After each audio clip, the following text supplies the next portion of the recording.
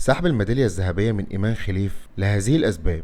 بعد ما أظهر إن إيمان خليف تمتلك كروموسومات إكس يو، ده بيجعلها غير مؤهلة للمنافسة في الفئة النسائية حسب معايير الاتحاد الدولي، وطالبت اللجنة الأولمبية الدولية بسحب الميدالية الذهبية والاعتذار لباقي المنافسين، إضافة إلى منعها من المشاركة في أي مسابقة رسمية تحت إشراف الاتحاد وفقا لمزاعم الجريدة. الخبر اللي انتشر وقلب السوشيال ميديا في الساعات اللي فاتت، وأنباء بتأكد الخبر إن تم سحب الميدالية بالفعل، مستحالة من الصدمة والاستغراب من الجمهور. ده اللي نشرته صحيفة ديلي ميلز البريطانية. وفي أنباء بتقول إن تم وقف إيمان خليف عن المشاركة في أي أولمبيات نهائيا.